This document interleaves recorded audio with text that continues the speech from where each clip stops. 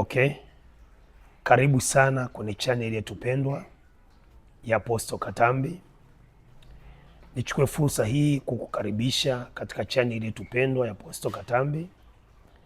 Na siku ya leo tutakuwa na somo letu zuri kabisa ambalo tutajifunza kwa habari ya malango makuu matatu ya kuombea, malango makuu matatu ya kuombea katika ulimwengu wa roho ili kuzuia mashambulizi ya adui. Unaweza ukazuia mashambulizi ya adui, ya wachawi, wakuu wa giza, wakuu wa anga, usiku wa manane, ili wasikushambulie kwenye familia, ili wasikushambulie kiuchumi, ili wasikushambulie kwenye baraka zako, kwenye afya yako, kwenye uzima wako, katika jina la Yesu. Nichukue fursa hii kusema nawe siku ya leo. Kama ni mara ya kwanza kuingia kwenye channel yetu pendwa, tuna masomo mengi hapo chini utaangalia, na tuna vipindi mbalimbali tumeshaviandaa na kuvirusha, na pia tuna vipindi mbalimbali ambavyo tumeviandaa bado hatujarusha. Kwa hiyo kama ni mara ya kwanza, ili upate vipindi vyetu kwa wakati na kwa muda mwafaka, ni kuombe uchukue fursa hii kusubscribe channel hii, na Mungu wa mbingu na nchi akubariki. Utakuwa ni mtu wa kwanza kupata masomo yetu tunapotuma katika channel hii. Ubarikiwe sana katika jina la Yesu aliye hai. Siku ya leo nataka tuzungumze kwa habari ya malango makuu matatu yanayoachilia vita kwenye ulimwengu wa roho, dhidi ya maisha yako, dhidi ya kazi yako, dhidi ya uchumi wako, dhidi ya ndoa yako, dhidi ya familia yako. Hakuna vita inayomfikia mwanadamu bila kupita kwenye malango yake. Hakuna mashambulizi yanayokuja kwako ya wachawi, wakuu wa giza, bila kupita kwenye malango yako ya kiroho. Kuna malango ya kimwili, kuna malango ya kimwili ambao ni milango ya nyumba, milango ya gari, milango ya ndege, malango ya mji. Malango haya yako malango ya kimwili, lakini pia kuna malango ya kiroho. Maana yake kuna malango ya aina kuu mbili, kuna lango la kimwili na kuna malango ya kiroho. Na leo ninafundisha kwa habari ya malango ya kiroho. Na malango ya kiroho yako mengi. Mfano, lango la mto ni lango la kiroho. Ukisoma Isaya 60 mstari wa 11, Isaya sura 60 mstari wa 11, maandiko yanasema, malango yako yatakuwa wazi usiku na mchana. Malango yako yatakuwa wazi usiku na mchana. Hii ni kitabu cha Isaya sura ya 60 mstari wa 11. Kwa hiyo tunaona kabisa katika ulimwengu wa roho kuna malango yako ya kiroho ambao ni malango ya nafsi na lango la nafsi yako. Nafsi yako ni lango lako. Lakini pia tunaona ametamka malango ni mengi, hajasema lango moja la nafsi tu. Amesema malango yako yatakuwa wazi usiku na mchana. Maana yake yako malango ya aina nyingi mbalimbali. Sasa leo nitafundisha, kuna malango ya nuru, alafu kuna malango ya giza. Kuna malango ya nuru, alafu kuna malango ya giza, na itahusisha sana kushughulika na malango ya giza yanayotumika katika maeneo makuu matatu. Na haya malango yanaweza katumika kwa Mungu au yakatumika pia kwa shetani katika ulimwengu wa kiroho. Okay, tutaanza kwenye Zaburi, kitabu cha Zaburi. Hapo tutaanza kwenye Zaburi, na tutaanza Zaburi 117. Tutaanza hapo kujifunza na mstari ule wa 18. Zaburi 107 mstari wa 18. Zaburi 107 mstari wa 18. Kitabu cha Zaburi 107 mstari wa 18. Tutaanza kujifunza leo. Nagusia malango ya mauti, malango ya giza yanayokushambulia, malango makuu matatu yanayokushambulia katika ulimwengu wa roho. Kwa ukishughulika na haya malango usiku wa manane, kwa hiyo hawataleta vita kwenye maisha yako, hawataleta vita kwenye uchumi wako, hawataleta vita kwenye ndoa yako, hawataleta vita kwa watoto wako ukifunga malango haya. Kitabu cha Zaburi 107 mstari wa 18, maandiko yanazungumza kama ifuatavyo. Zaburi 107 mstari wa 18. Maandiko nasema nafsi zao, Zaburi 107 mstari wa 18. Anasema nafsi zao zachukia kila namna ya chakula na wameyakaribia malango ya mauti. Asa pointi yangu nafundisha kwa habari ya malango ya mauti yanayoachilia uharibifu, yanayoachilia vita, yanayoachilia mashambulizi katika ulimwengu wa roho. Asa hii Zaburi 107 mstari wa 18, maandiko yanasema kwa habari ya malango ya mauti. Maana yake kuna malango ambayo yanaachilia vita kutoka upande wa pili wa giza na kushambulia, kuachilia mauti, uharibifu, kuua biashara za watu, kuua kazi za watu, anaitwa malango ya mauti.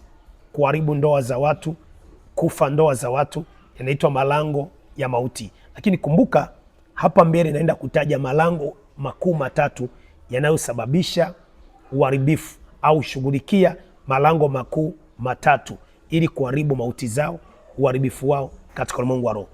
Natamani kuyajua, tuendelee ujue malango haya ni ya namna gani katika ulimwengu wa kiroho. Ukisoma Mithali sura ya kwanza mstari ule wa 20, Mithali sura ya kwanza pale mstari wa 21, anasema hulia penye mikutano mikubwa na watu mahali pa kuingilia malangoni, ndani ya mji hutamka maneno yake. Anasema ulia mahali penye mji, alafu anasema na utamka malangoni pao maneno mahali pa kuingilia. Maana yake hawa ni wachawi, wanatamka mabaya malangoni pa kuingilia. Maana yake kila vita unaopitia katika maisha yako, uchumi wako, familia yako, watoto wako, kuna mlango makuu matatu yanapitisha vita hiyo. Kuna malango makuu matatu yanaachilia vita hiyo katika ulimwengu wa kiroho, na malango hayo makuu matatu ndio haya nafundisha sasa. Siku ya leo utaweza kuelewa. Okay, tutaanza kama ifuatavyo. Kitabu cha Mathayo sura 16 mstari wa 18. Mathayo sura 16 mstari wa 18. Maandiko yanasema malango yako yatakuwa, yanasema kanisa la Bwana itajengwa juu ya mwamba, wala malango ya kuzimu hayatalishinda, wala malango ya kuzimu hayatalishinda, malango ya kuzimu hayatakushinda. Mathayo sura 16 mstari wa 18 anasema malango ya kuzimu hayatakushinda. Maana yake kuna malango ya giza ambayo yanafanya vita kwenye maisha yako. Kuna malango ya giza ambayo usiku wa manane yanashambulia kwenye biashara, kwenye kazi. Kwa hiyo hawa wachawi wakuu wa giza hawafanyi tu vita bila kupitia malango, hawashambulii bila kupitia malango. Sasa mbinu za kuwazuia wachawi au wakuu wa giza wanapokushambulia, lazima vita yao ipitie kwenye malango makuu matatu. Lango la kwanza ambalo unaweza kupitisha vita wachawi wakuu wa giza ni lango la anga katika ulimwengu wa roho. Lango la anga katika ulimwengu wa roho, lango la kwanza la wachawi kufanya vita katika eneo zidi ya maisha yako, watoto wako, familia yako, wanafanya vita katika anga, katika ulimwengu wa roho, kuachilia mabaya. Kwa hiyo unapoomba usiku, hakikisha anga umeliweka mikononi mwa Mungu, anga unaloishi, anga unalokaa katika ulimwengu wa roho. Maana kila mchawi anayeruka huwa wanaruka kwenye anga, wanaopaa wanapaa kwenye anga. Ukisoma Waefeso sura ya 6 mstari wa 10, maandiko yanasema, hatimaye mzidi kuwa hodari katika Bwana, katika uwezo wa nguvu zake, maana vita vyetu si juu ya damu na nyama, ni juu ya falme, mamlaka, majeshi ya pepo wabaya katika ulimwengu wa roho. Maana yake anasema ni juu, vita ni juu, maana yake ni kwenye anga la kiroho, anga la kiroho. Na ndio maana hata ukiangalia lango la kwanza linaloleta mashambulizi ili wachawi wakuroge usiku wa manane, wakushambulie, wakupige vita, wanatumia anga. Ndio maana ukisoma hata kwenye Danieli sura ile ya 10, maombi ya Danieli yanazuiliwa. Sura ya 10, Danieli 12 mstari wa 10, maombi ya Danieli yanazuiliwa. Siku anazuiliwa na mkuu wa anga wa Uajemi. Maana yake kipingamizi kikubwa cha maombi ya Danieli, cha utakatifu wa Danieli, cha huduma ya Danieli kilipingwa kwenye anga. Ndivyo wachawi katika ulimwengu wa roho wanasimama kwenye anga usiku wa manane.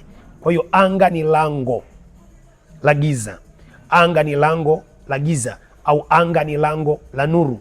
Naweza likawa lango la nuru au wachawi wakalitumia kama lango la giza. Nategemea ni nani kwenye hilo eneo, ni nani mwenye uwezo kwenye hilo eneo.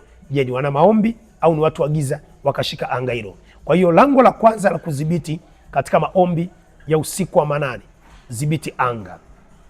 Hilo ni lango la kwanza katika ulimwengu wa kiroho. Nasema mtumishi, unaongea nini? Mathayo 3:16, mbingu zikamfunukia Yesu. Maana yake zilikuwa zimefunga. Anga likifunga huwezi kufanikiwa. Kwa ukiingia kwenye maombi wanatuma uzito kwenye anga, ukiingia kwenye maombi wanatuma vizuizi kwenye anga. Kwa hiyo anga ni mlango wa kwanza, lango la kwanza la ulimwengu wa roho kushambulia maisha yako. Lango la pili linalotumika ulimwengu wa roho usiku wa manane, wachawi kushambulia, kufanya vita na wewe, au kuzimu kufanya vita na wewe. Lango la pili, lango la maji, lango la bahari, lango la bahari.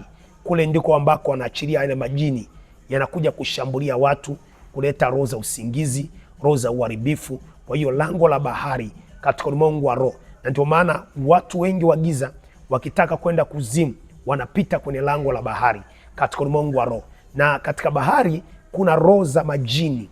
Haya majini unayoyaona yanafanya kazi sana katika bahari katika ulimwengu wa roho, na pia ni lango la kuzimu. Kwa usiku wa manane malango ya bahari yanafunguka kuachilia mashetani, kuachilia mapepo, kuachilia maroho yanakuja kupambana na wanadamu. Na lango la bahari linamilikiwa sana na malkia wa bahari. Pale kuna malkia wa bahari ambaye ndio kazi yake kuvunja makanisa, kufunga watu wasiombe, kuharibu ndoa za watu, kuleta roho za ushoga, kuleta roho za unajisi. Malkia wa bahari katika ulimwengu wa roho ambaye anafanya kazi katika lango la bahari katika ulimwengu wa roho. Kwa unapoomba usiku wa manane, funga lango la bahari, funga kwa damu Yesu. Lango la bahari unalifunga lisiachilie mabaya juu yako, utaona vita kwako haitokei. Lango la tatu na la mwisho ambalo natumia watu wa giza kukushambulia wewe, watu wa giza, ni lango la ardhi. Ardhi ni lango katika ulimwengu wa roho. Ardhi ni lango katika ulimwengu wa roho, ambalo lango hilo la ardhi ndilo ambalo linaachilia baraka kwako, mafanikio kwako, mema kwako katika ulimwengu wa roho. Hakuna mchawi anayeroga bila kukanyaga ardhi. Hakuna mchawi anayeruka bila kukanyaga ardhi. Kwa wakitaka kukushambulia wewe, lazima kushambulia kupitia ardhi katika ulimwengu wa roho. Ardhi ni lango ambalo wanatumia kuweka vikao vyao, kujadili maisha yako kwenye ardhi. Wanatumia kukufunga kiuchumi, kibiashara, kimafanikio. Kwa hiyo usiku wa manane unapoomba, lazima ujue kwamba ardhi ni lango, na kama unapojua kwamba ardhi ni lango, kwa unawashughulikia kupitia lango la ardhi katika ulimwengu wa roho, unawapiga kupitia lango la ardhi katika ulimwengu wa kiroho. Mungu wa mbingu na nchi akubariki sana. Sante kwa kunisikiliza katika malango haya makuu matatu. Kwa unapoingia maombi ya usiku, anza kufunga malango makuu matatu ambayo ndio yanawapa nguvu wachawi, yanawapa nguvu kuzimu ya kupambana na wewe katika maisha yako. Lango la kwanza ni anga, lango la pili nimesema ni lango la bahari, lango la tatu ni ardhi katika ulimwengu wa kiroho, Na ndio maana ukisoma Mathayo 18 mstari wa 18 anasema, jambo lolote mtakaolifunga katika nchi litalifunga na kwenye anga mbinguni, jambo lote mtakaofunga duniani litafungwa na mbinguni. Na tunaanza kuona ya kwamba lango, ardhi ni lango katika Mungu. Anapoongelea nchi kwamba duniani, anaongelea kwa habari ya ardhi. Anapoongelea kwa habari ya anga, anaongelea kwa habari ya mbingu. Anapoongelea mbingu, anaongelea kwa habari ya anga. Kwa hiyo wanafunga kwenye ardhi, wanafunga kwenye anga. Kwa unapoingia kwenye maombi katika Mungu wa roho, achilia damu Yesu kwenye lango la ardhi na lango la anga na lango la bahari, kwamba kila mabaya yaliyotumwa, magonjwa, maroho ya mauti, mapepo kukushambulia usiku wa manane, unazuia kwa jina la Yesu. Nifuatilia kwenye channel yetu pendwa ya Apostle Katambi. Katika kipindi chetu kijacho tafundisha vikao vya giza. Ili upate somo letu kwa wakati, na kuomba subscribe channel hii, share channel hii, like channel hii. Mungu akubariki na kupenda sana.